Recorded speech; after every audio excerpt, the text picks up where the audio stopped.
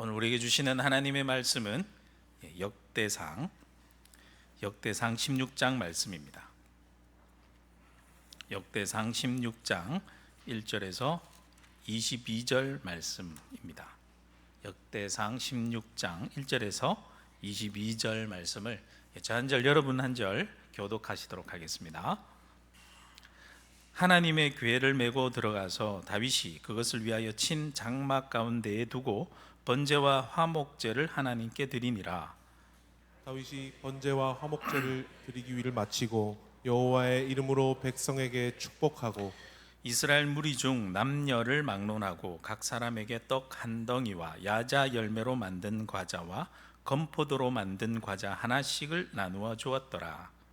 또 레위 사람을 세워 여호와의 궤 앞에서 섬기며 이스라엘 하나님 여호와를 칭송하고 감사하며 찬양하게 하였으니 아삽은 우두머리요 그 다음은 스가랴와 여이엘과 스미라목과 여히엘과 mat디디아와 엘리압과 브나야와 오베데돔과 여이엘이라. 비파와 수금을 타고 아삽은 재금을 힘있게 치고 제사장 브나야와 야하시엘은 항상 하나님의 언약궤 앞에서 나팔을 부니라. 그날에 다윗이 아삽과 그의 형제를 세워 먼저 여호와께 감사하게 하여 이르기를 너희는 여호와께 감사하며 그의 이름을 불러 아뢰며 그가 행하신 일을 만민 중에 알릴지어다. 그에게 노래하며 그를 찬양하고 그의 모든 기사를 전할지어다. 그의 성호를 자랑하라. 여호와를 구하는 자마다 마음이 즐거울지로다. 여호와와 그의 능력을 구할지어다. 항상 그의 얼굴을 찾을지어다. 그의 종 이스라엘의 후손 곧 택하신 야곱의 자손 너희는 기사와 그의 이적과 그의 입의 법도를 기억할지어다. 그는 여호와 우리 하나님이시라. 그의 법도가 온 땅에 있도다. 너희는 그의 언약 곧 천대에 명령하신 말씀을 영원히 기억할지어다. 이것은 아브라함에게 하신 언약이며 이삭에게 하신 맹세이며 이는 야곱에게 세우신 율례 곧 이스라엘에게 하신 영원한 언약이라. 이르시기를 내가 가나안 땅을 내게 주어 너희 기업의 지경이 되게 하리라 하셨도다. 그때에 너희 사람 수가 적어서 보잘것없으며 그 땅에 객이 되어 이 민족에게서 저 민족에게로 이 나라에서 다른 백성에게로 유랑하였도다. 여호와께서는 사람이 그들을 해하기를 용납하지 아니하시고 그들 때문에 왕들을 꾸짖어 함께 보실까요? 이르시기를 나의 기름 부은 자에게 손을 대지 말며 나의 선지자를 해하지 말라 하셨도다. 아멘. 어떤 물건을 봤을 때 무언가를 떠올리게 하는 물건들이 있죠. 그 물건을 보기만 하면 어떤 생각에 잠기기만 되는 물건 있지 않습니까? 저 같은 경우에는 작년에 그것을 버렸는데요. 뭐냐면 옷장을 옷을 한번 다 정리하다가 계속 두었던 신혼여행 갔을 때 역겨울에 갔거든요. 신혼여행 갔을 때 입었던 외투, 그게 먼지가 뽀얗게 앉아가지고 20년 된 외투가 있는데 그걸 볼 수 없이 버렸습니다. 그것을 보면서 무엇을 생각했을까요? 결혼한 생각을 했죠. 그런데 더 오래된 것도 있어요. 27년이나 된, 무려 1997년도부터 제 옷장에 입지도 않고 계속 걸려져 있었던 거, 군복입니다. 제대할 때 입었던 군복. 그 군복을 보면 군생활 할 때를 생각하게 되죠. 어떤 물건을 보면 추억이 떠올리게 되고 그와 관련된 사람도 떠올려 되고 여러 이야기가 떠올리는 거, 그런 것들 한 가지가 있지 않습니까? 한 가지씩. 그렇다면 어떤 것을 보았을 때 하나님을 떠올리게 하는 물건은 있습니까? 여러분이 가진 것 중에 이 물건만 보면 하나님이 떠오르는, 예수 그리스도가 떠오르는 그런 물건이 있습니까? 어떤 분들은 부모님이 사용하셨던 낡은 성경책, 그 성경책을 보면서 신앙을 물려받았고 어머님이 기도하시던 모습, 그리고 어머님이 이런 은혜를 받았다라고 얘기해 주던 그 모습 보면서 떠올리는 사람도 있고요. 어떤 분들은 부모님이 이렇게 필사 성경을 직접 적어서 이렇게 전해준 그 필사 성경책을 보면서 떠오르기도 하고, 저는 원래 신방했을 때 오해숙 장로님 가정에 신방했을 때 장로님이 신방 중에 그런 얘기를 하시더라고요. 장로님의 어머님이 설교할 때 꼭 설교를 이렇게 필기를 하셨을 때 필체가 굉장히 좋으시대요. 그 설교 노트 보면서 한 어머님은 정말 하나님의 은혜를, 기도도 참 열심히 하셨고, 여러분 아시죠? 연세 드신 분들은 누구신지. 기도 참 많이 하셨고, 참 어머님 보면 하나님 은혜 많이 받다라는 것을, 이렇게 어떤 물건을 봤을 때에 하나님을 떠올릴 수 있는 물건, 그런 것이 여러분의 한 가지씩 있습니까? 한 가지씩 있기를 소망합니다. 이스라엘 백성에게서 하나님의 임재를 상징하는 물건이 있었어요. 그것이 뭐냐면 언약궤였습니다. 다윗은 온 이스라엘을 왕으로 이제 세워지게 되고, 자신을 왕으로 세워주신 하나님을 중심으로 나라를 통치해야 되겠다라는 그런 믿음을 가지고 가장 먼저 왕이 되고 난 다음에 한 일이 하나님의 임재의 상징인 언약궤를 예루살렘 성으로 옮겨오는 것이었습니다. 그런데 첫 번째 그 일을 시도하다가 실패하게 되죠. 어떠한 일이 있었죠? 동기는 참 좋았어요. 동기는 좋았지만 하나님의 방법대로 궤를 어깨에 메어오지 않고 수레에 실어서 오다가 소들이 펄쩍펄쩍 뛰니까 수레 옆에 가던 웃사가 그 궤를 손에 대었다가 그 자리에서 죽게 되는 사건이 발생하게 되죠. 그래서 두려워서 가드 사람 오베데돔의 집에 궤가 석 달 동안 있게 됩니다. 그런데 그 석 달 동안 있는 동안 하나님이 그 집에 복을 내리시는 것을 보고 다윗은 다시 기쁜 마음을 가지고 두 번째로 언약궤를 옮기는 일을 시행합니다. 이번에는 아주 철저하게 준비하죠. 철저하게 준비해서 하나님께서 가르쳐 주신 방법 그대로 레위 사람들이 어깨에 메고 예루살렘 성에 입성하게 됩니다. 오늘은 입성한 이후에 어떠한 일이 벌어졌는지에 대한 말씀이 바로 역대상 말씀에 나옵니다. 그래서 오늘 본문 말씀을 세 부분으로 나누어서 살펴보겠는데요. 첫 번째는 언약궤가 다윗성이 준비한 곳에 안치되는 모습이 나오고요. 그리고 난 다음에 다윗이 찬양대를 조직해요. 찬양대를 조직하는 모습. 그리고 세 번째 부분은요, 오늘은 22절까지 살펴볼 텐데 48절까지 그 감사 찬양의 내용이 다 기록되어 있습니다. 먼저 첫 번째로 언약궤 안치하는 모습을 살펴보도록 하겠습니다. 1절 말씀에 보면 하나님이 언약궤를 메고 이렇게 들어가서 다윗이 특별히 미리 준비해둔 장막, 미리 준비해둔 장막의 가운데에 안치합니다. 그리고 안치하고 난 다음에 예배를 드리죠. 번제, 헌신과 순종을 상징하는 번제를 드리고 또 친교를 상징하는, 하나님과의 친교뿐만 아니라 온 사람 백성들과의 친교를 상징하는 화목제 제사를 드립니다. 다윗은 이 모든 일들을 온 이스라엘 백성들과 함께 빠짐없이 기쁜 마음으로 다 함께 합니다.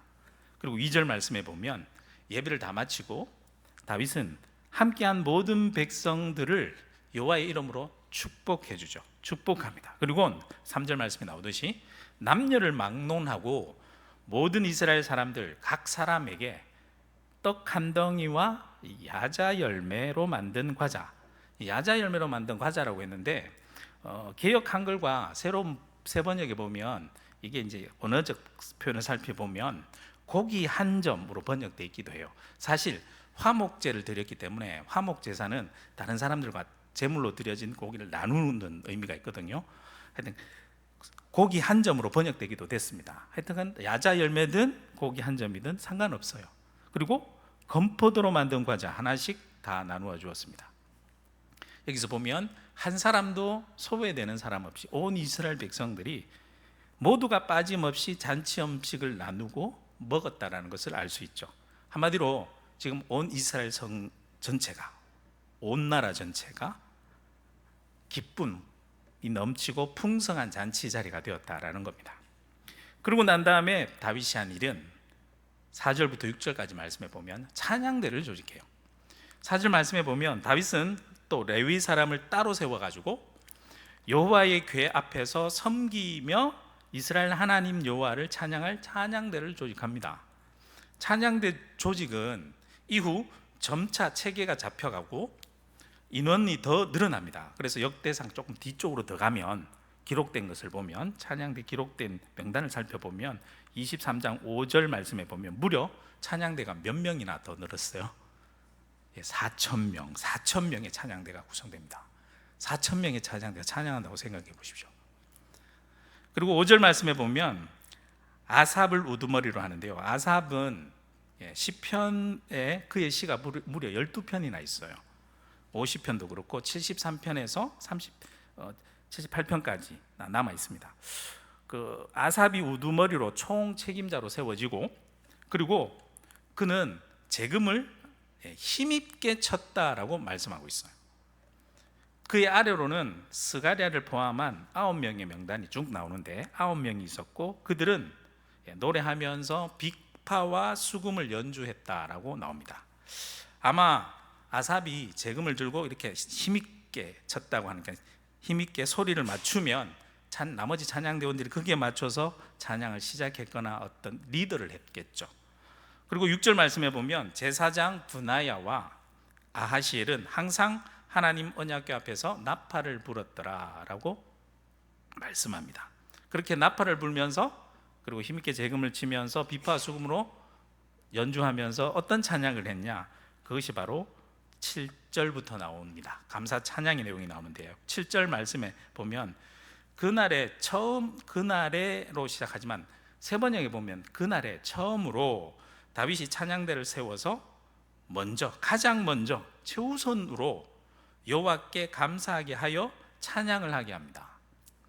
찬양의 최우선적인 목적은 나의 만족이 아니라 여호와 하나님께 감사하는 것입니다. 이후 8절에서 36절까지 찬양곡의 내용이 쭉 나오는데요, 시편에 겹치는 내용이 있어요. 8절부터 22절까지는 시편 105편 내용과 거의 유사하고요, 23절에서 33절 말씀은 시편 96편 말씀과 거의 흡사합니다. 그리고 34절과 35절은 시편 196편 1절 그리고 47절에서 48절까지 내용과 같거나 아주 유사합니다. 즉 이것을 보면 아마도 다윗이 지은 시편을 여기서 엮어서 기록한 것처럼 보여요. 이런 찬양을 이렇게 했다라고 함께 엮어서 기록된 것 같아요. 그리고 8절의 내용을 보면 찬양이 무엇인지 찬양하면서 나와요. 찬양이 무엇인지 나옵니다. 찬양은 8절 말씀에 보면 무엇이라고 얘기하냐면 다윗이 말하길 여호와께 감사하는 것이라고 그래요. 두 번째로는 여호와의 이름을 불러 아뢰는 것이라고 합니다. 세 번째는 여호와 하나님이 행하신 일을 만민 중에 알리는 것. 찬양이 뭐라고요? 첫 번째 여호와께 감사하는 거예요.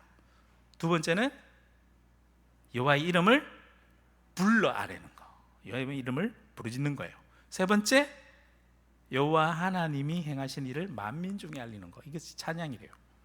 그래서 찬양을 한마디로 9절 말씀에 딱 정리해 주는데 9절 말씀을 제가 세 번역으로 읽어드리겠습니다. 세 번역은 이렇게 번역했습니다. 그에게 노래하면서 그를 찬양하면서 그가 이루신 놀라운 일들을 전하여라.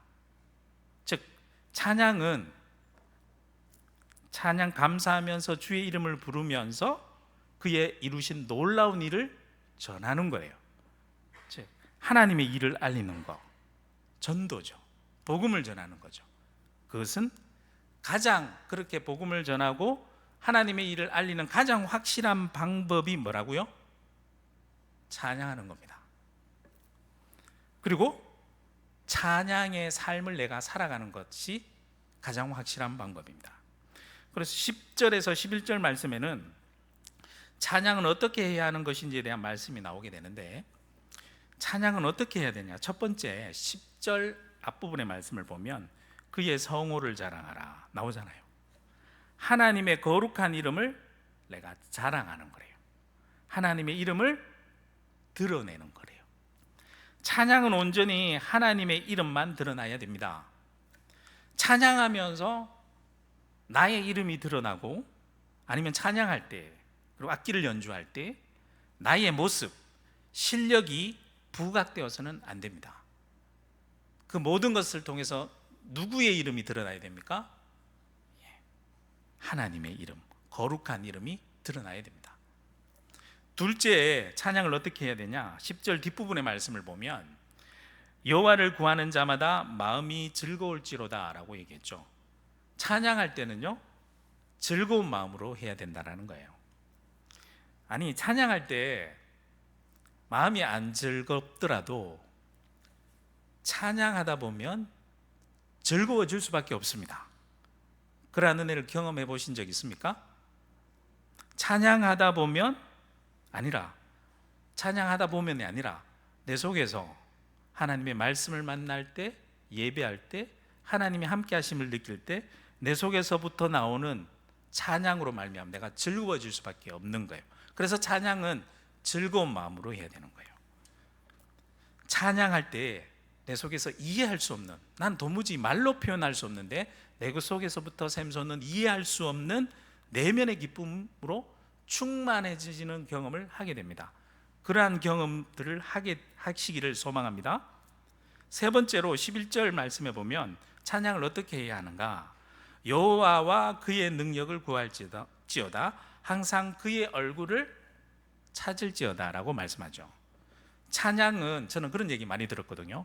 찬양은 곡조 있는 뭐라고요? 기도다라는 말을 많이 들었어요. 정말 그런 것 같아요.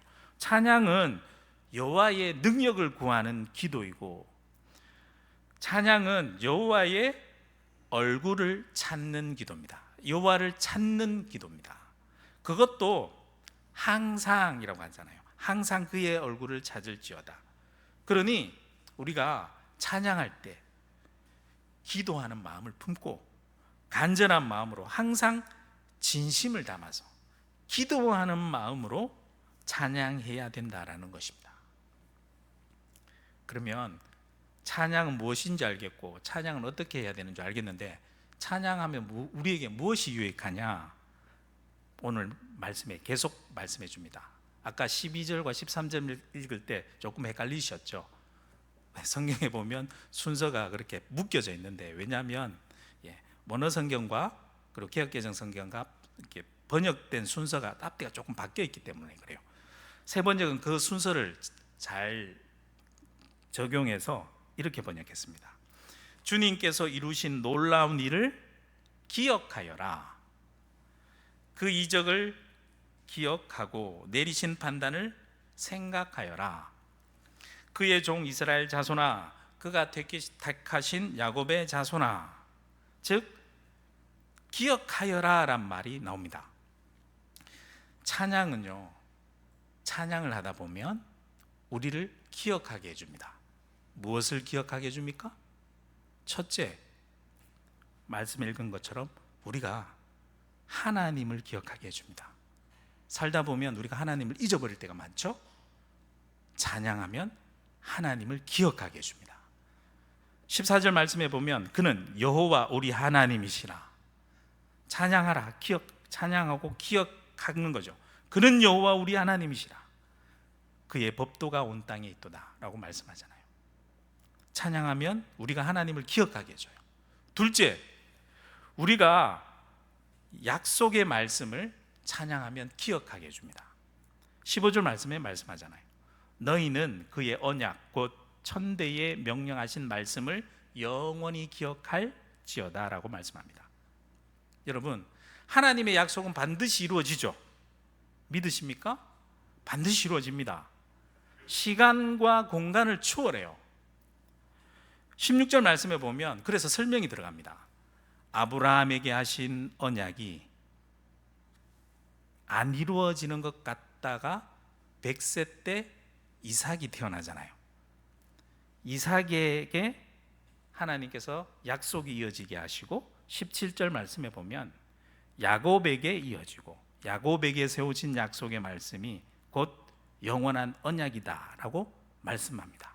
왜냐하면 그 약속의 말씀대로 18절 말씀에 가보시면 가나안 땅을 그들의 후손에게 주셨고 그 땅을 그들의 기업으로 주셨지 않습니까? 약속은 반드시 이루어집니다. 우리가 찬양할 때 하나님의 약속의 말씀대로 이루어지는 것을 우리가 기억할 수 있습니다. 마지막 세 번째, 찬양하면 우리가 어떤 존재인지, 즉 내가 진정으로 누구인지를 기억하게 해줍니다. 19절 말씀 볼까요? 그때에 이스라엘 민족은 사람 수가 적어 보잘것없었고 그 땅에서 객이되었고, 20절 말씀에 이 민족에게서 저 민족에게로, 이 나라에서 다른 백성에게로 유랑하던 아주 보잘것없던 존재였음을 기억하게 하셨습니다. 하지만 하나님께서 그런 보잘것없는 존재들, 그들을 택하셔서 21절 말씀, 사람이 그들을 해하기를 용납하지 아니하시고, 누가 해코지 하려면 아니야 딱 막아주시고, 그들 때문에 왕들을 꾸짖어, 심지어 왕이라 할지라도, 권세 있는 왕이라 할지라도 왕을 꾸짖는다 그랬어요. 꾸짖어 이렇게 말씀하셨다고 찬양합니다. 22절 말씀, 마지막 말씀인데요, 세 번역에는 이렇게 번역되어 있습니다. 너희는 손대지 마라. 나의 기름 부음 받은 사람들에게, 새한글 성경입니다. 죄송합니다. 새한글 성경은 그렇게, 너희는 손대지 마라. 나의 기름 부음 받은 사람들에게 손대지 마라. 나의 예언자들한테 해코지하지 마라. 단호한 하나님의 음성이 느껴지시죠? 아주 건드리면 큰일 난다, 이렇게 아주 호통을 치시는 거예요. 왜요? 왜 그렇게 호통을 치세요? 찬양하는 자는, 우리는 하나님께 친히 택함 받은 사람들이기 때문에 그렇습니다. 하나님께 속한 하나님의 백성이기 때문에 그래요. 그래서 하나님이 책임지신다 말씀하신 거예요. 건드리지 마라 라고 말씀하신 거예요. 그러니 우리가 아무리 어려운 상황 속에 처하더라도, 사방으로 마치 우겨삼을 당하여 궁지에 몰린 상황에 처한다 할지라도, 그때 우리가 찬양하면 우리는 절망에 빠지지 않을 수 있습니다. 두려움이 사라집니다. 힘이 생기는 것입니다. 내가 비록 실패했더라도 다시 일어설 힘이 생기고, 다시 도전할 용기가 생기고, 하나님의 도우심으로 내가 승리할 수 있을 것이다 라는 희망을 가질 수 있게 되는 거죠. 찬양이 그렇게 우리에게 큰 유익을 줍니다. 다윗은 언약궤를 예루살렘에 자신의 마련한 성소에 마련하고 안치하고, 그리고 항상 그곳에서 항상 하나님을 힘있게 찬양하기 위해 찬양대 조직을 하고요, 찬양하게 했습니다. 찬양이 끊어지지 않겠습니다. 다윗은 찬양의 체험이 있는 사람이었어요.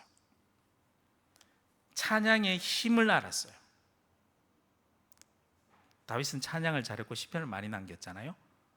보잘것없는 양치기 생활을 할 때에 그에게 힘이 되었던 거, 친구가 되어주었던 거, 하나님을 찬양하는 것이었습니다.